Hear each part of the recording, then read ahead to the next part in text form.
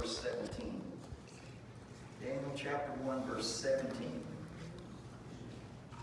To these 4 young men, God gave knowledge and understanding of all kinds of literature and learning. The 4 being, of course, Daniel, Hananiah, Mishael, and Azariah, who become Shadrach, Meshach, and Abednego. And Daniel could understand visions and dreams of all kinds. At the end of the time set by the king to bring them into his service, the chief official presented them to Nebuchadnezzar. Now, how would you like to be in on that? If you were a young person, which, if you remember, we said the scholars think that Daniel was probably 12-ish, 12, 13 maybe when he was taken to Babylon.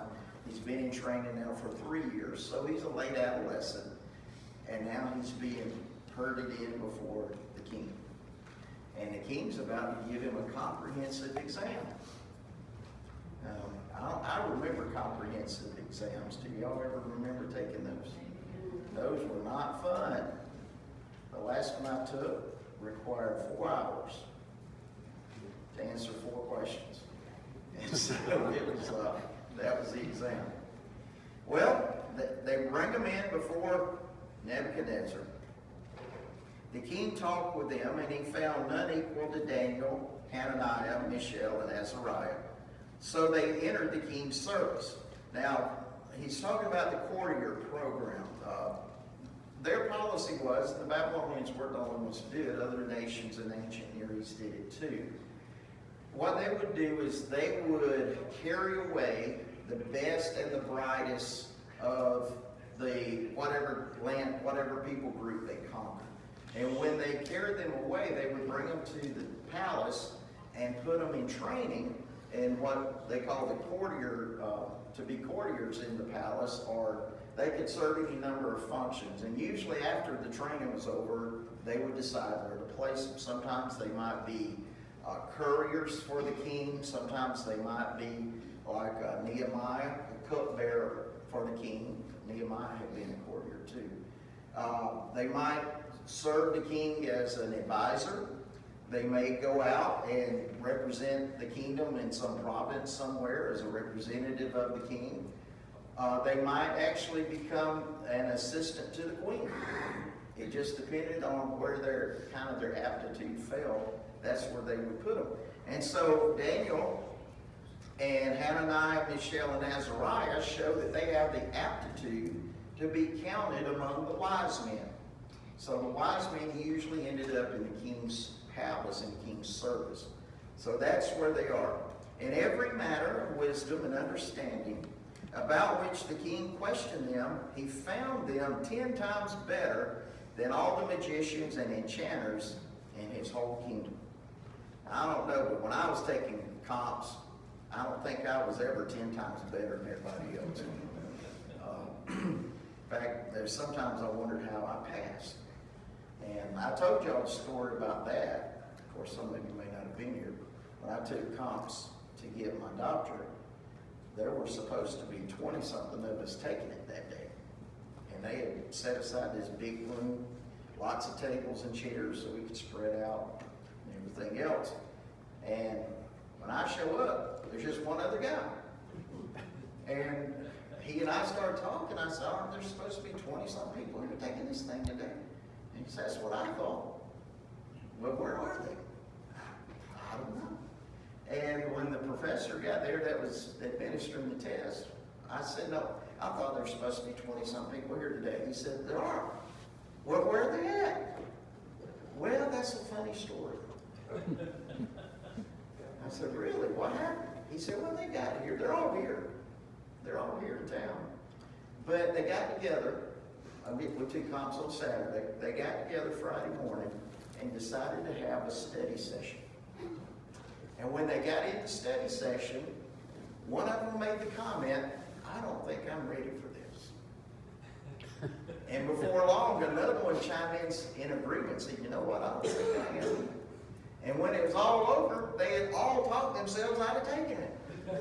And they had gone to the expense of getting there, the travel expense of getting there, a hotel, and the fact that if they didn't take it that day, they had to wait an entire year before they could take it again.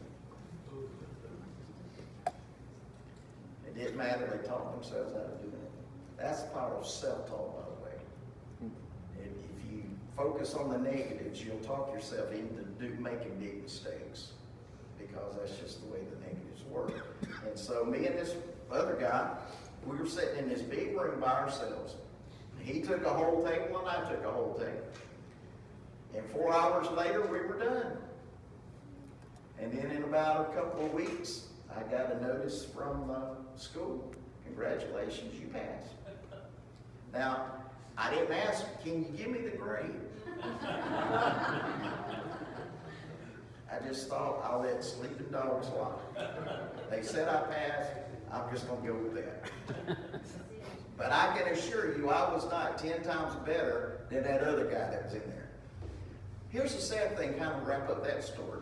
Some of those guys who had completed the program, which was 60-something hours at a doctoral level, you had to pass comps before you could even start on your dissertation. So they put everything off another year. So when they finally got around to take the comps, the ones who did, some dropped out. Can you believe it? They went to all that expense to go into class and just to drop out. When they finally took comps and were able to start on their dissertation, mine was done. And I was defending it.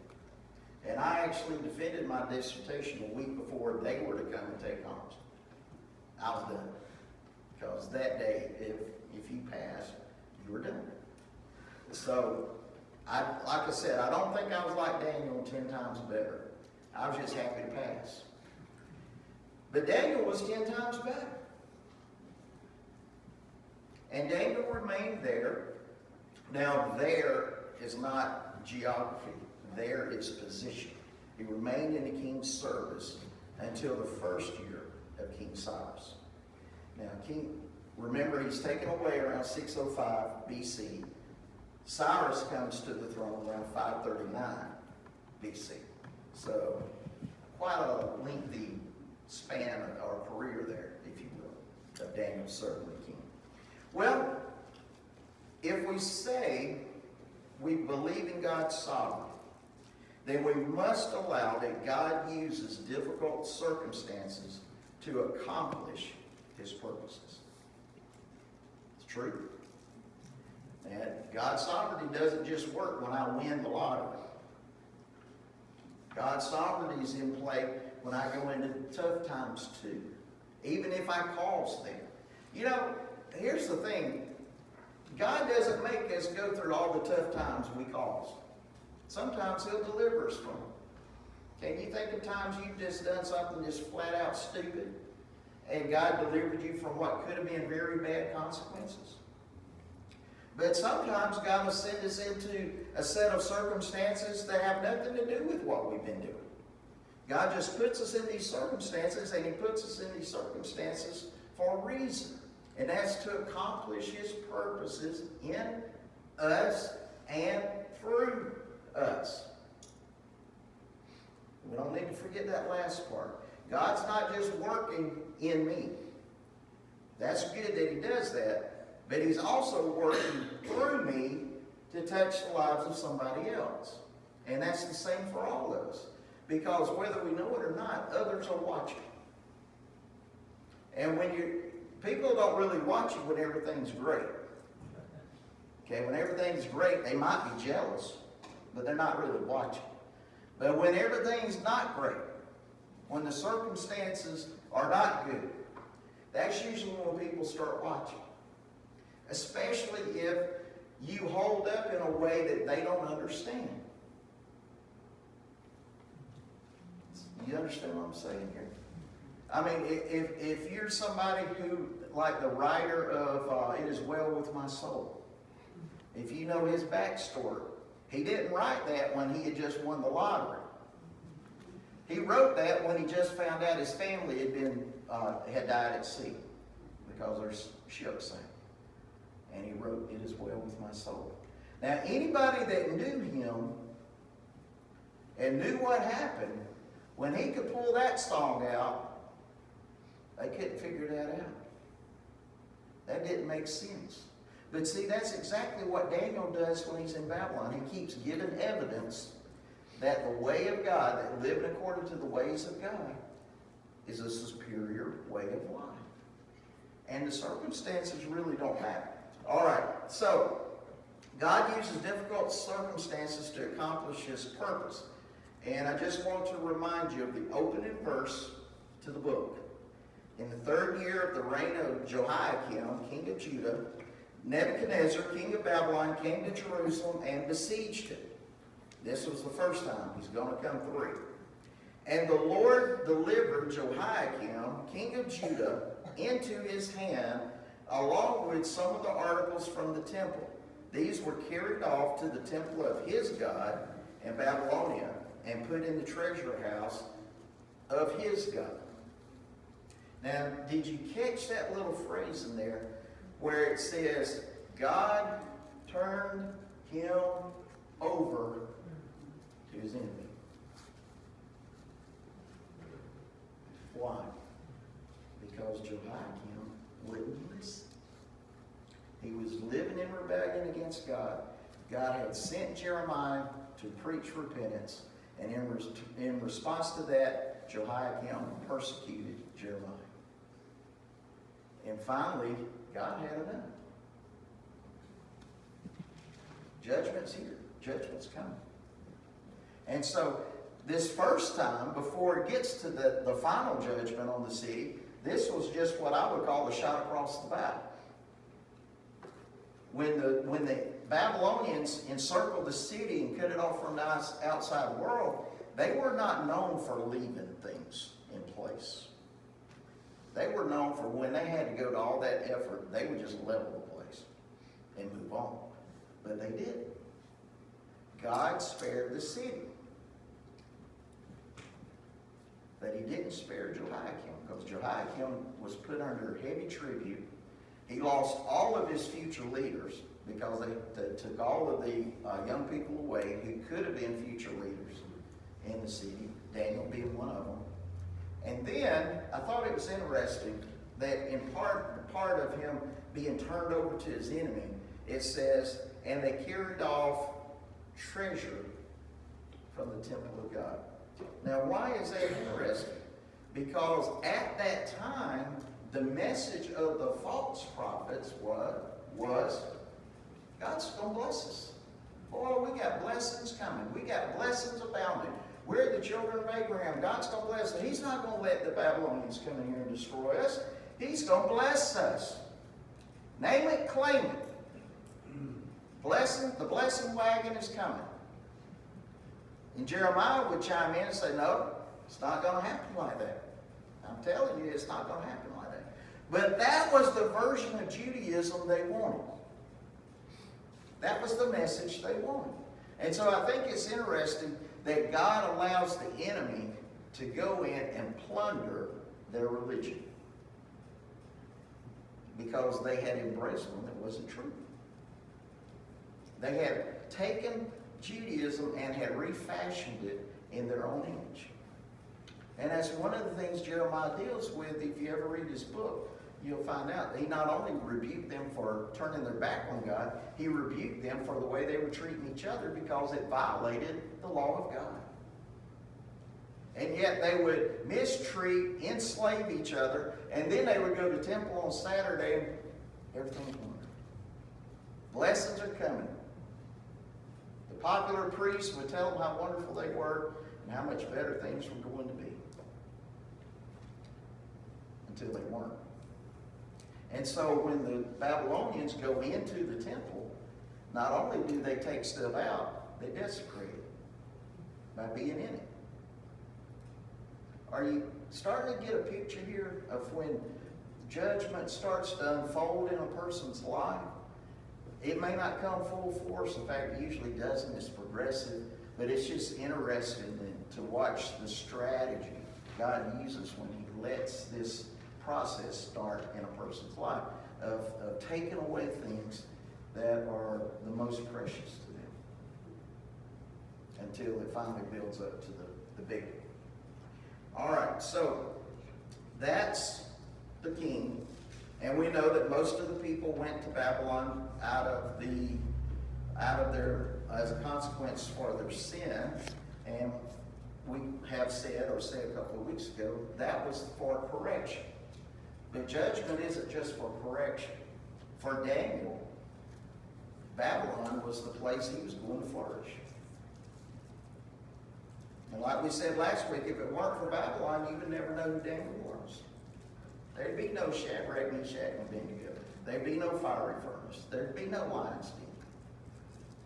There'd be no Ezekiel or Nehemiah. You see, God used what was a judgment situation for most as the fertile soil to raise up others.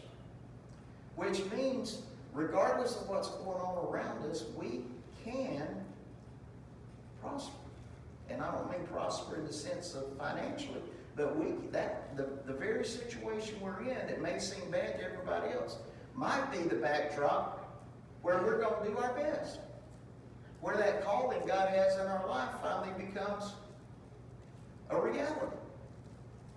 See, I used to warn young people about this when they would see, they'd go off to summer camp or something like that, and they'd get good and repented up about Wednesday.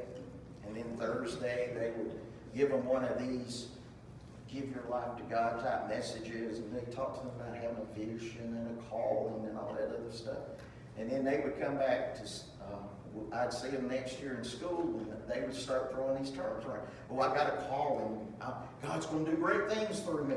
Really? Tell me about it. Well, I'm going to be great, and I'm going to do this, and I'm going to do this, and I'm going to do this. And the thought would cross my mind, probably not. Not saying God won't do something great, but I'm saying that the way you've planned it out in your mind is not the way it's going to work out. And if you hold on to that, you're going to be bad disappointed. Does God have a calling for everyone? Yes, He does. We're going to talk about that more next week for our communion. But He does have a calling for everyone. But He has a context in which that calling is going to become a reality. And that context may not be running through the tulips every day, and every day is just another big blessing. There may be some difficulties. And when you think, well, I'm going to be great at this, it may not be like you think it's going to be. Years ago, everybody wanted to be Billy Graham. It felt like they were called to preach. I'm going to stand before thousands. Probably not. But they just knew because they were called to preach, they were going to be as great as somebody else. So, we have to remember that whatever's going on in our lives is filtered by God and directed to accomplish a purpose greater than our preferences. So whatever God's doing in us, He's doing it in us, but He's also going to do something through us. It isn't just about me. And part of the thing we've got to do as we mature in the Lord is get rid of this Americanized, personalized God and gospel. God doesn't just exist for me. The gospel isn't just about me. God's got a plan at work in this world that's bigger than just me. I want to be part of that plan. I want to do my part in the story, in the redemptive story that continues to unfold through history. I hope you want to do your part in that story. We have a chapter now that we're writing. And hopefully you'll find your place and do whatever it is God's got for you to do in that story as well. But the story isn't just about me. Sometimes folks will say, well, if you were the only person alive, Jesus would have died for you.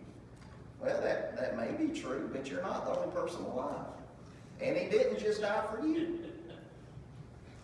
He died for the world. So, God is at work. God filters what comes into our life.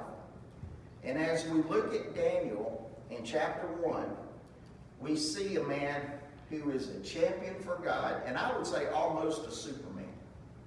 Now imagine this young kid, young teenager, who is put into this courtier training program, and the supervisor comes to him and says, okay guys, the king's decided you're going to become partakers of his table. So he's going to give you an allotment of food every day.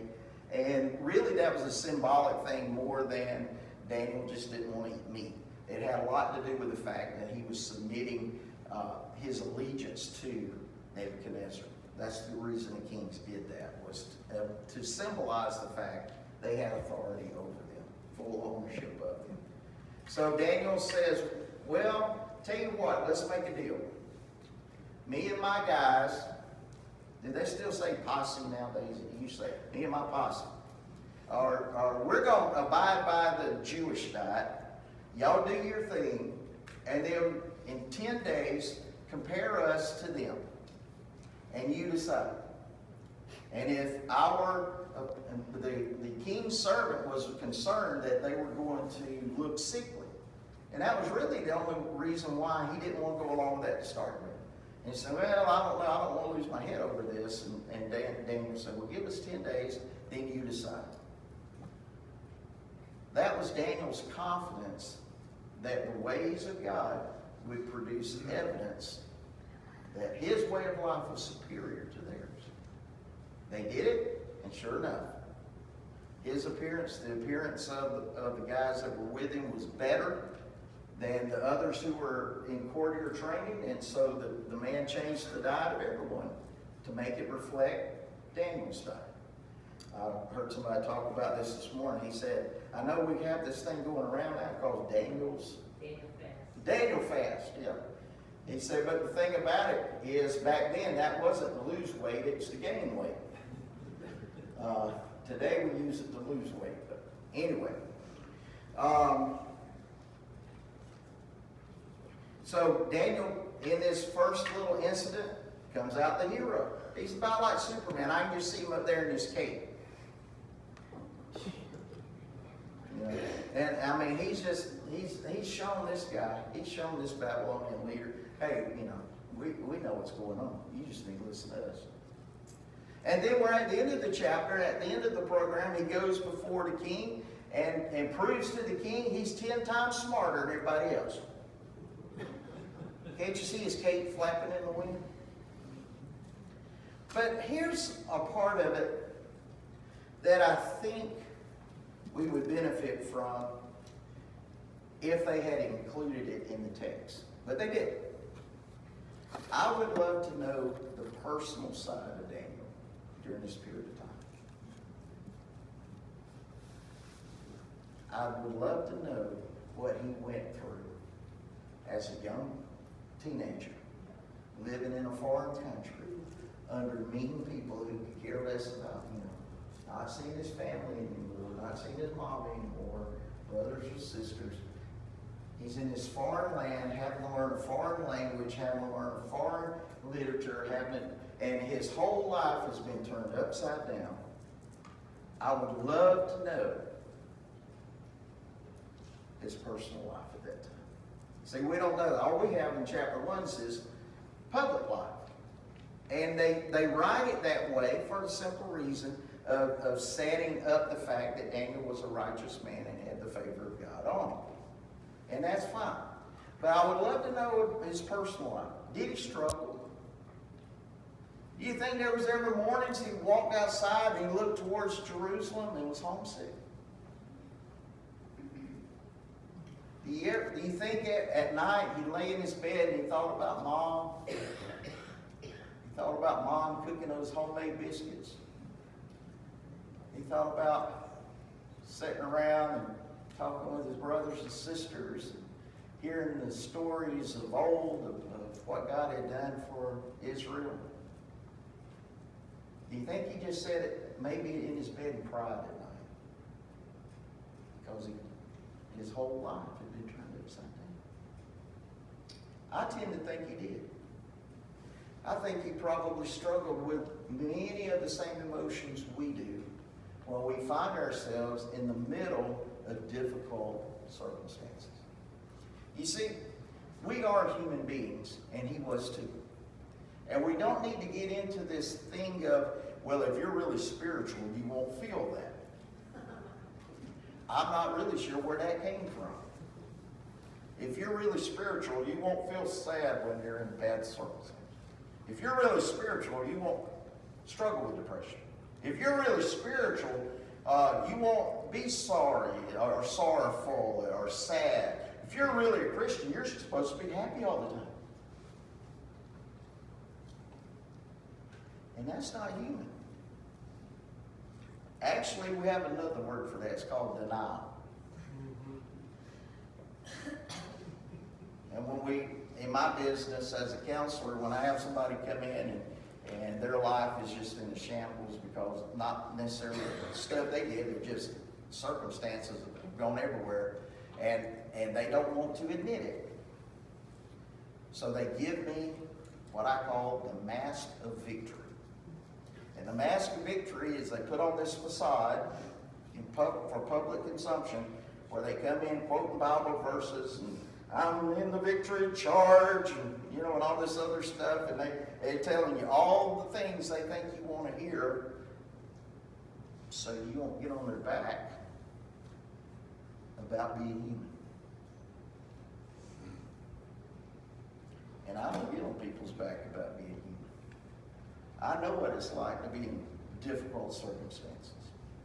I know what it's like. Like with Daniel. I mean, if you look at circumstances in general, okay, some of the bad circumstances we're in, God's going to perform a miracle and get us out of it. That's what we want for all of them, I know. Lord, I'm out of money. Let a bucket full of money fall in my front yard today. And, that'll fix it all. And I understand that's where we like to go. But sometimes we may find ourselves in circumstances where God says, tell you what, I'm teaching you something through this one, and you're going to have to play a role in your deliverance. We're going to partner on this one. Now, think about Israel in Egypt. What would have happened if Moses had shown up and did all the stuff he did, and the Israelites said, nah, we're just going to stay here. God will deliver us. All right, we'll pack up and let's get walking. No, that's too much work. We're just going to sit here and wait for God to deliver us. Sometimes God has a role for us to play in the deliverance. And if we won't play our role, we won't get delivered. Now, I'm not saying he always does that, but sometimes he does. But the third possibility when we get into these times of difficult circumstances is God may say, no, I'm not going to deliver you from it. Ooh, that's the ones we don't like. Remember Paul? He said, I prayed 3 times that God would deliver me from a thorn in the flesh that he would not identify, so everybody speculates. But whatever it was a nuisance in his life. I've heard it was his eyes. I've heard it was his health. I even heard somebody say it was his wife. I don't know how that one worked, but he was praying for deliverance from her, I guess. Whatever it was, Paul said, I prayed about it 3 times, earnestly. And the 3rd time, God finally said, no. But I'll give you grace to withstand it. And sometimes we may find ourselves in circumstances that God isn't going to change. Now, what makes us angry is when he changes the same circumstances in someone else's life. Especially if we don't think they deserve it. And obviously we do. Because we're good people. So good people shouldn't have to put up with this.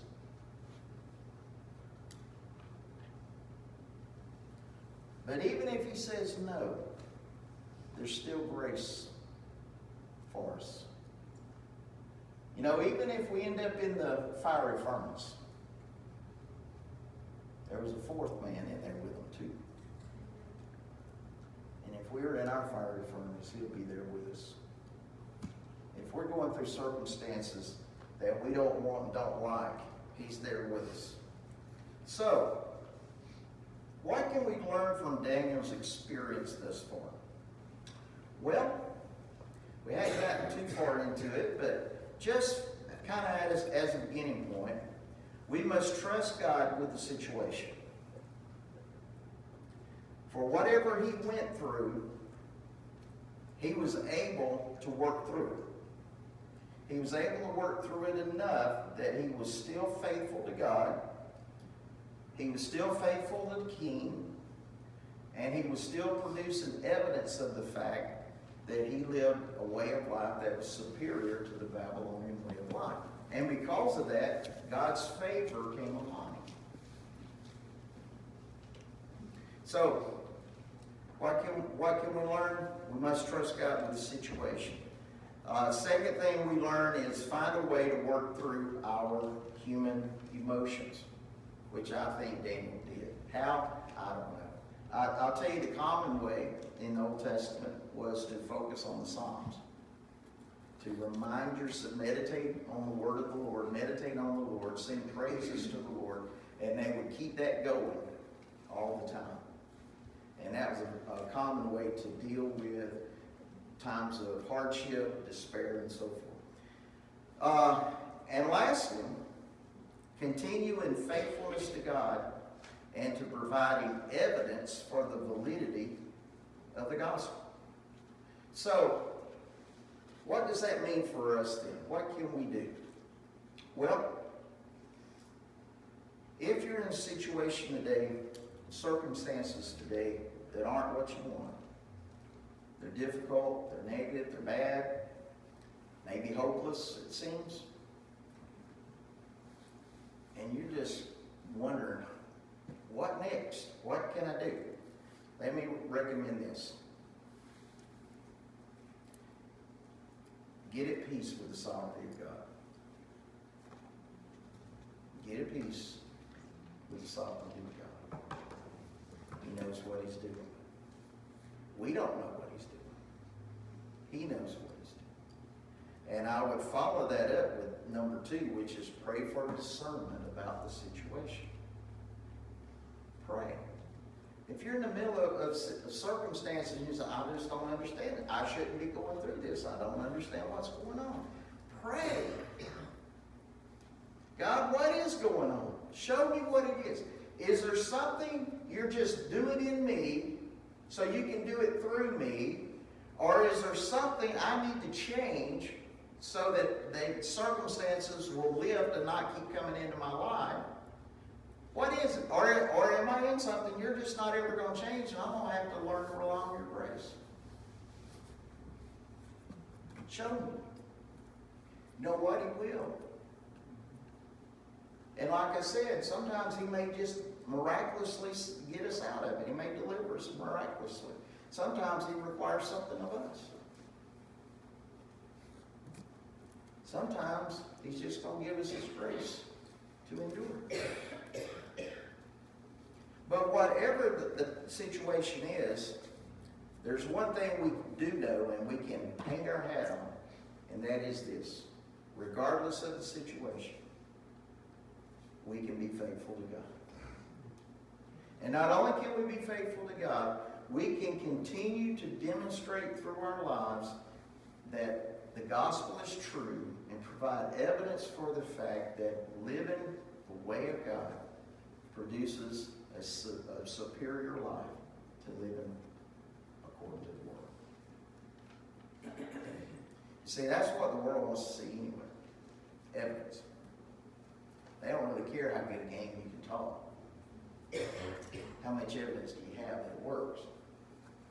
You know, up here I could say, I'm Superman. As long as I don't have to fly or pick anything heavy up, I don't have any evidence other than my confession. Well, I want to close with this. James chapter 1, verses 2 through 8. Consider it pure joy. Wait a minute. Now, I'm reading NIV. Did y'all say something similar to that? Consider it pure joy, my brothers and sisters, when life is going great. No? I thought maybe the NIV had made a mistake. Consider it pure joy, my brothers and sisters, whenever you face trials of many kinds. You ever had the many kinds trials? Boy, it just seems to keep coming from every direction.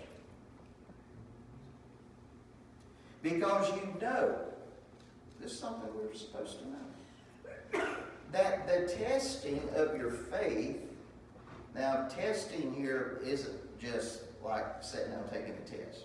Testing here is the word for training, or development. That the development of your faith produces perseverance.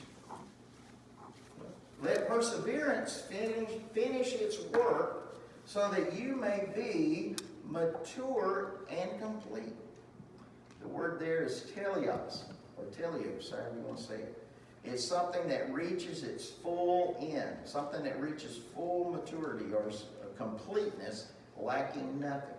So when you read in the Bible places where it says God is holy, holy, the word often used for holy is teleos, meaning he's complete, lacks nothing. In other words, God doesn't need us. He's not in heaven biting his nails saying, oh, I just hope somebody will give me a chance today. He's secure in himself. All right, so it said, testing of your faith produces perseverance. Let perseverance finish its work so that you may be mature and complete, not lacking anything. Here it is. If any of you lacks wisdom, you should ask God, who gives generously to good folks, to Christians, who gives generously to all, without finding fault, and it will be given to you. But when you ask, you must believe and not doubt, because the one who doubts is like a wave of the sea, blown and tossed by the wind. That person should not expect to receive anything from the Lord. Such a person is double-minded and unstable in all they do. So if you're in a situation today, circumstances you didn't want, you didn't ask for it, you'd love to get out of it, you feel like Daniel. Daniel didn't want to be there. Daniel wanted to be home. What Daniel didn't know at this time is he would never go home. He would never see his family again. And you may feel like Daniel. The good news is God will give you wisdom if you ask. And not only that, he gives us the ability to still be faithful to him, even when we're in circumstances we don't like. And if we'll do that, if we'll be faithful to him and faithful to those around us, even when we're in circumstances we don't like, that produces evidence that we've got something that isn't normal. That we've got something that works even in the difficult times. We got the evidence. So as we go through Daniel, I just encourage you to keep Daniel's humanness in mind too. He was a human being just like me and you. It's kind of like James said of Elijah. Elijah was a man just like us. And yet he prayed. And it didn't rain. Daniel was a man like us. And yet when he prayed, things happened. So understanding that, let me encourage you and myself with this. Let's determine today that whatever circumstances we're in, that we're not going to just sit on the wayside, on the side of the road and pout, but that we'll continue to serve God, to be faithful to God, and to continue to provide evidence of the fact that the gospel we believe works. We live in a world today where people are looking for something that works. And if find anything, they just make something up. And it doesn't work either. So if we can produce evidence that what we have works, we're going to get the attention of folks who are looking for answers. Which also means we're going to have to be different from our culture. Does that make sense? I know we can do it. I know everyone in here has a spiritual gift that God gave you to use for the kingdom. And nowhere in the Bible does it say He gave us this spiritual gift to use in the good times. We're just supposed to invest it all the time. And if we do, we'll bless other people and provide evidence that what we believe is true. Father, I thank you that you have given us all that we need to live godly. And Lord, I know that be it in negative circumstances, many times circumstances we did not cause. They just, for whatever the reason, we found ourselves in them, and you allowed them to come into our lives. And we may not understand why. Help us, Lord, to reach out to you for direction, for wisdom, but also help us, Lord, to remain faithful to you and to continue doing what you've called us to do so that we can produce evidence of the fact that the gospel is true. Lord, I know that if we'll do that, we're going to start making a difference in the lives of people. So I pray your blessing, Lord, today on each family that's here. I pray that they will prosper and be in health as their souls prosper. And I just pray peace on them in Jesus' name. Amen. All right, have a great week.